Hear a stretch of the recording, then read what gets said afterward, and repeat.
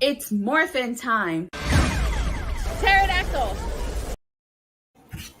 Hi there, this is Datila with 3 Inches of Wrestling, bringing you the Wrestling Time Post Show. And tonight, I'll be reviewing both AEW Rampage and Friday Night Smackdown. But let's kick things off with AEW Rampage. Alright, so AEW Rampage opened up with Adam Cole Bay versus Dark Order's number 10. This was a good match. I actually like this. Of course, Adam Cole, the way he won was he gave number 10 a low blow while the ref was distracted, and then he exposed his kneecap and hit number 10, and that's how he picked up the win. Red Dragon waiting for him at the ramp. So I actually like this. Of course, Adam Cole was going to win because he's next in line to face Hangman Adam Page, so why would he lose this match? So next we had Powerhouse Hobbs versus Dante Martin in a qualifying match for the Face of Revolution. This was a great match. I mean, Powerhouse Hobbs tossing Dante Martin around. Oh, I really like this match. So another thing too is Powerhouse Hobbs was actually victorious. But before I get into that, I want to say some of my favorite spots was when Dante Martin did that tornado flip off the top rope to Hobbs. I thought that was really cool.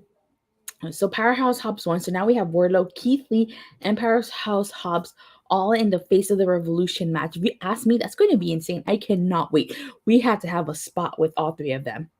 And then we have to have a spot with Keith Lee and Powerhouse Hobbs and a spot with Keith Lee and Wardlow. This is going to be an insane, crazy match. I cannot wait. Then we had the Professor's 5-minute challenge. It was Serena Deeb versus Angelica Risk. And Serena Deeb, of course, won this match, and she had 2 minutes and 55 seconds left on the clock to go.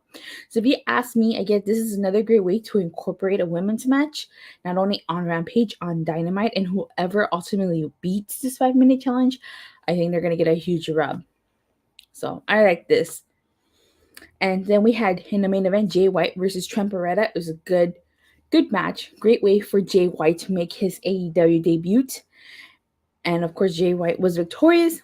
I have to say, while I felt like Adam Cole versus Dark Order's 10, Jay White versus Tremperetta, and the Professor's 5-minute challenge was somewhat predictable, they were still good matches. So I enjoyed that. I actually really liked tonight's Rampage. It wasn't as strong as it usually. Actually, it was pretty strong. I changed my mind. It was pretty strong. I give it a 5 out of 5. I really liked tonight's Rampage. There's not one thing that I disliked about it. So 5 out of 5 for me. It was a great Rampage. So now we're going to move on to everyone's favorite show of the evening. It is Friday Night Smackdown. Let me see what Steve says. Boo. Now boo down review. I gave an 8 out of 10. Yeah, 8 out of 10. Alrighty. So Friday Night Smackdown kicked off I don't know why. It was a contract signing for the women's tag match. And it was basically the one thing I did like about this was Ronda telling Sonya that she probably forgot how to spell her name. And so she spelled it out for her. She spelled B-I. I'm not going to finish that, but you guys know what I'm talking about. And so the whole gist of this is that Sonya added a stipulation to the match, basically saying that Ronda Rousey now has to wrestle with one arm tied behind her back, which I think is a bit ridiculous. It ends with them flipping the table onto Charlotte and Sonya. Apparently, this was botched since this show was taped and it wasn't live. They edited this spot. I didn't see what the original spot looked like, but I heard it was horrible. Then we had Sheamus versus Ricochet. And even though I'm asking myself why they're still feuding, it was a decent match. I really like that Spanish fly off the top rope to Sheamus. And Sheamus ended up kicking out. Ridge Holland inadvertently costing Sheamus this match, so it allowed Ricochet to be victorious. And then in the end, Sheamus shoves Ridge Holland down the earth. So it seems to me like they might be splitting up Ridge Holland and Sheamus pretty quickly, just based on that show. Hopefully not. Maybe they'll continue as a tag team, hopefully. Then we had Jey Uso, sorry.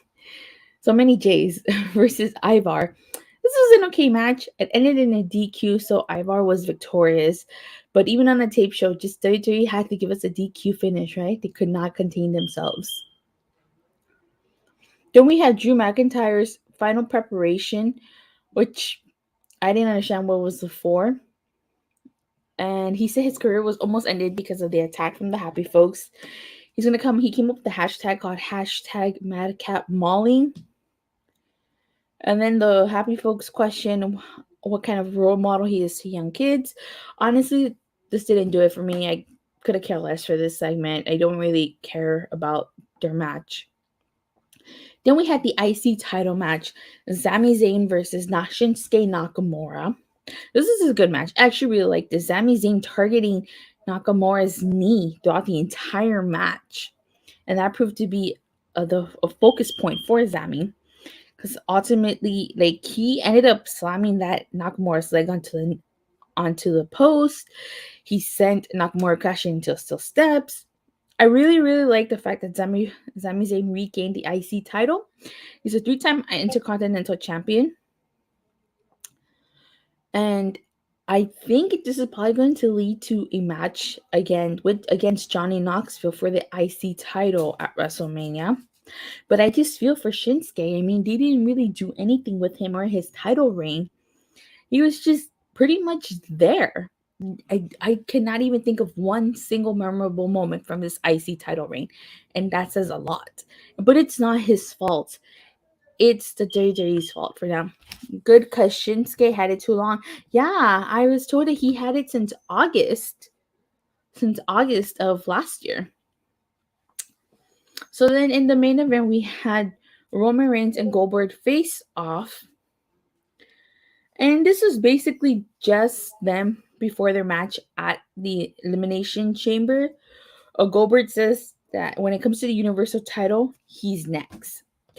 So overall, today's SmackDown, this is supposed to be the go-home show for the Elimination Chamber. Go-home shows are supposed to, let me see, Goldberg, blah.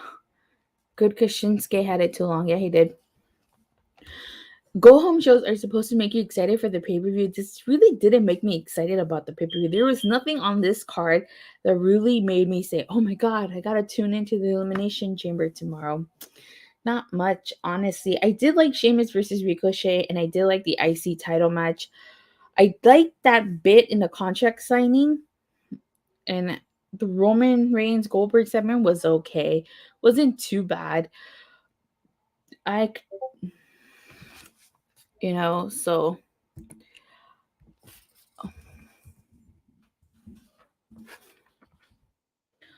but that being said, I would say I'd give this probably a 3. That's just me being generous. And I would pick Rampage as the better show. I honestly would. But what show did you guys like better, SmackDown or Rampage? I still have to ask, even though I think I know what the answer is going to be. All right, so now for that, I'm gonna do my Elimination Chamber predictions. Alrighty, let's see. So let's put up the card. What are your guys' predictions for the Elimination Chamber? I know some of them are predictable. Granted, you could have said some same thing about Rampage. I mean, I think we all knew Adam Cole was going to win his match. We all knew Jay White was going to win his match. So I think that felt like that was predictable. Okay. So we have, according to this, we have 8 matches. Becky Lynch versus Lita. I say Becky Lynch. The Usos versus the Viking Raiders. I think the Viking Raiders, just because I think it's time for the Usos to lose their tag titles. Drew McIntyre versus Madcap Moss with Happy Corbin in a Falls Count Anywhere match. Drew McIntyre. Let me see.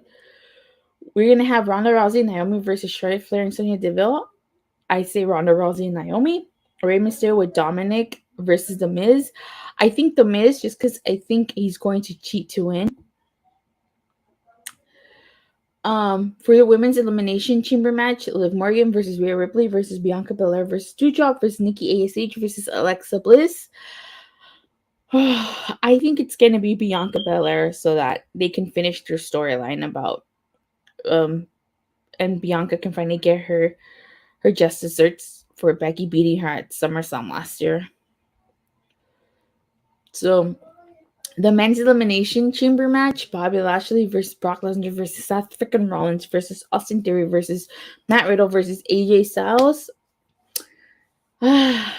Was probably going to be Brock Lesnar, unfortunately. Hope Alexa wins. Really? I don't think she's going to win. And the reason why is because she's a heel. WWE doesn't like to do heel versus heel or face versus face. So it always has to be heel versus face. Like Road to 400. Yes, definitely. So I'd pick Brock Lesnar. I don't want Brock Lesnar to win. I would like for Bobby Lashley to retain. But I think we all know Brock Lesnar is going to win that. So that being said, thank you guys all so much for watching, and please don't forget to like and subscribe. Hope it's not Bianca. Wow. Please don't forget to like and subscribe, and make sure you hit that bell so you get notified whenever I go live or release a new video. And I'll see you guys tomorrow after the Elimination Chamber. Have a great night, y'all. Enjoy your Friday. Peace out.